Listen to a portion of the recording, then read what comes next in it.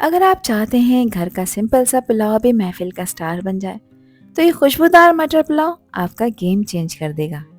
आज की वीडियो में आपके साथ शेयर करने वाली हूँ खुशबूदार मटर पुलाव की रेसिपी, जिसमें चावल का हर दाना खिला खिला मिलेगा। इस रेसिपी में मैं यूज़ करूँगी कुछ सीक्रेट इंग्रेडिएंट्स, फ्रेश ग्रीन मटर जो इस पुलाव को देते हैं वो क्लासिक टेस्ट जो सभी को पसंद आता है।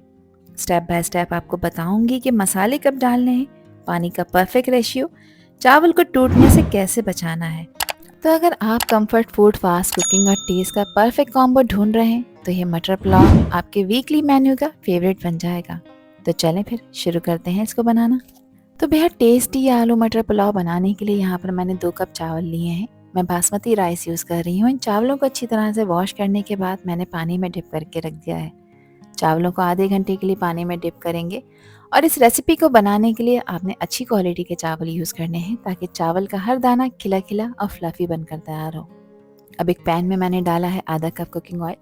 यहाँ कुछ साबित खड़े गरम मसाले हैं, जिसमें मैंने 1 फूल जावित्री का लिया है, 1 बड़ी इलायची है, इसके अलावा 4 सब्ज इलायचियाँ हैं, 1 टुकड़ा दालचीनी का है, 2 बादियान के फूल हैं, 2 अदद तेज पत्ते हैं, 1 टीस्पून है जीरा, हाफ टी स्पून साबित काली मिर्चें हैं और 4 से 5 मैंने लौंगे भी इसमें ऐड किए हैं।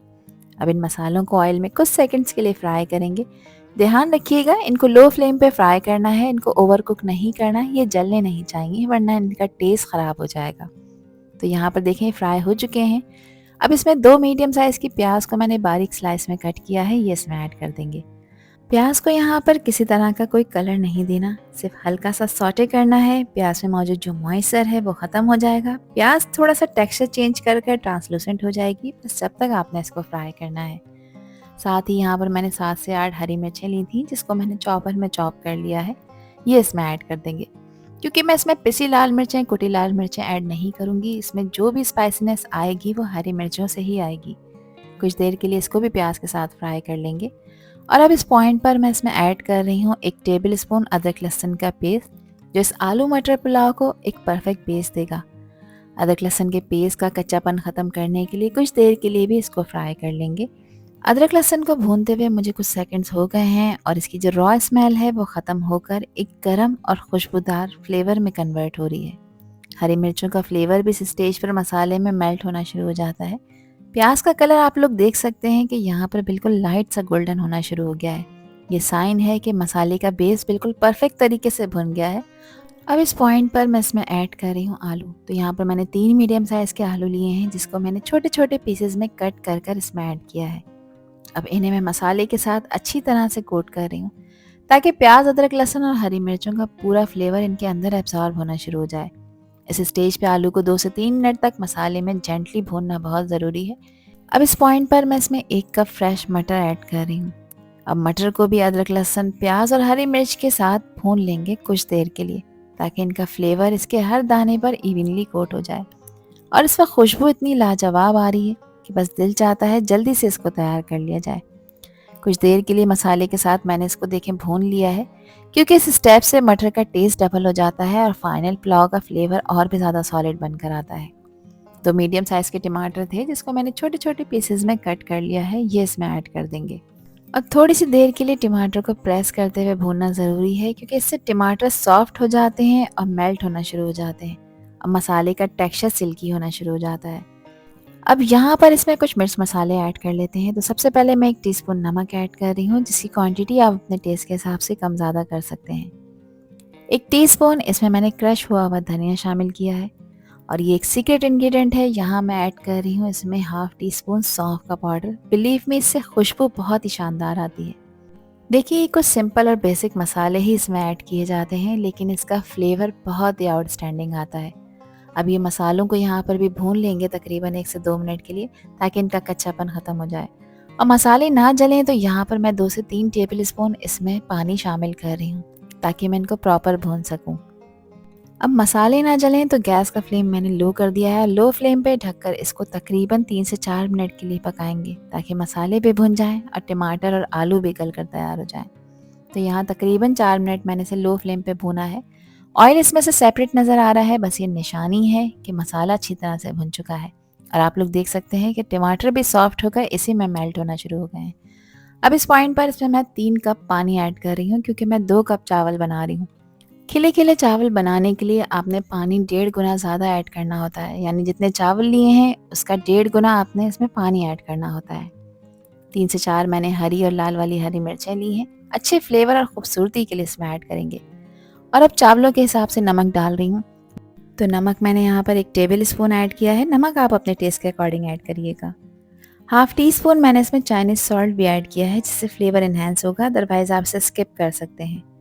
हाफ टी स्पून यहाँ पर मैं जायफल और जावित्री का पाउडर ऐड कर रही हूँ। ये एक सीक्रेट इंग्रेडिएंट है जो हमारे मटर पुलाव के फ्लेवर को सुपर से भी ऊपर ले जाएगा।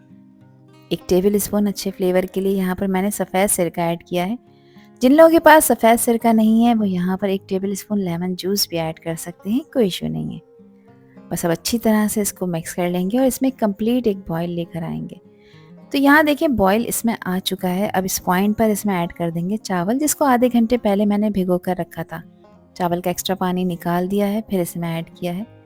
अब चावल डालने के बाद गैस का फ्लेम आपने हाई रखना है और इस पर आपने ढक्कन नहीं लगाना। इसको ऐसे ही खुले बर्तन में ही पकाएंगे जब तक कि पानी इसमें से ड्राई ना होना शुरू हो जाए।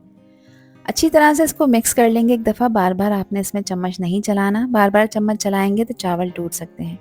इस पॉइंट पर आप इसका नमक चख सकते हैं। यखनी में नमक थोड़ा खुलता हुआ होना चाहिए ताकि चावलों का नमक बिल्कुल बराबर रहे। यहाँ पर देखें अब हाई फ्लेम पे इसको पकाएंगे जब तक कि इसमें से पानी ड्राई ना हो जाए। अब यहाँ आपको बड़े बड़े बबल्स नज़र आ रहे हैं तो बस ये निशानी है कि अब चावलों को आपने दम पे रखना है। मगर दम पे रखने से पहले यहाँ पर एक और काम कर लेते हैं जिससे चावल बहुत ही खिले खिले और शाइनी बनकर तैयार होंगे। तो इस पॉइंट पर मैं इसमें 2 टेबल स्पून देसी घी ऐड कर रही हूँ। देसी घी या सादा घी आप इसमें ऐड करते हैं इस पॉइंट पर, तो इससे ये होता है कि चावल का हर दाना बिल्कुल खिला खिला और शाइनी बनकर तैयार होता है। बस एक दफ़ा इसको बिल्कुल हल्के हाथ से मिक्स कर देंगे और इसको दम पर रखेंगे। दम पे रखने से पहले इसके नीचे आपने किसी हैवी बॉटम के तवे का यूज़ लाजमी करना है ताकि चावल ना जले ना चिपके। इसके कवर को मैंने एक साफ़ कपड़े से कवर कर दिया है ताकि स्टीम इसमें कहीं से भी रिलीज़ ना हो। अब कवर करके आपने इसको तकरीबन 10 से 12 मिनट के लिए दम पर रखना है। 2 मिनट के लिए गैस का फ्लेम आपने हाई रखना है ताकि तवा हीट पकड़ ले। उसके बाद गैस का फ्लेम बिल्कुल लो करके 10 से 12 मिनट के लिए इसको पकाना है। 12 मिनट बाद देखें मैंने इसका कवर हटाया है। जिस वक्त आप कवर हटाएं तो फ़ौरन से चावलों को मिक्स ना करें। 1 से 2 मिनट के लिए इसकी स्टीम को रिलीज़ होने दें। अगर इस पॉइंट पर आप इसमें चावल को मिक्स करते हैं तो इससे ये होता है कि चावल टूट जाते हैं। यहाँ पर चेक करें चावल का हर दाना कितना खिला खिला बनकर तैयार हुआ है। एक खूबसूरत सी प्लेट में मज़ेदार, खुशबूदार और खिले खिले इन मटर चावलों को सर्व कर लेते हैं, जिसको एंजॉय कर सकते हैं आप फ्रेश सैलेड के साथ, मज़ेदार हरे धनिया पुदीने के रायते के साथ, लहसुन की चटनी के साथ भी आलू मटर पुलाव बेस्ट कॉम्बिनेशन बनाता है।